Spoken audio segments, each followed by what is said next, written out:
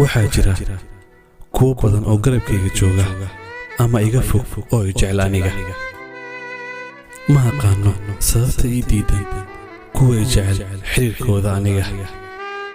waxaan tagay dhammaan xiriirada dadka ii dhow aniga si aysan u arkin baahida zaa'idka ah ayaan adiga ku qabo, si la iga waaninin nacaybka aad ii qaaday iyo sida aan adiga weli kuu rabo. dhaliil waan yeelan karaa oo aad iigu nacdo aniga, laakiin dhaliil aad iiga fogaato abid ma samayn aniga. dad baa xogteeda raadiya jecel hadalkayga, anna uma lihi awood aan kula hadlo dadka sida in aad ii joogto oo kale. waxaan isku xafidaa si aan keli kuuga ahaado adiga, balse riyadeedu waa qabyo adiga la'aantaada.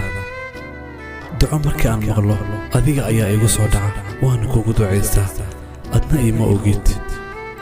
waxaan kala saari la'ahay danta, duruufta iyo jacaylka mid iga kaa fogaysay aniga. qofkii shalay jeclaa aaway maanta, qofka aan maanta jeclahayna beri muxuu ku sugnaan karaa? inta aan afka ka sheegtay waxaa ka badan inta uurka igu qarsoon.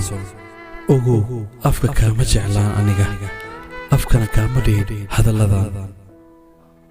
waxaan alle kaaga baryayaa mar kasta cimri dheer iyo caafimaad farxad leh, laakiin tayda ma ogi halka u dambaysa.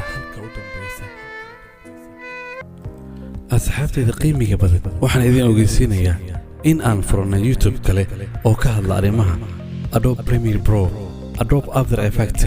intaba aad ka helayso fadlan booqo channelka Zimix Perfect.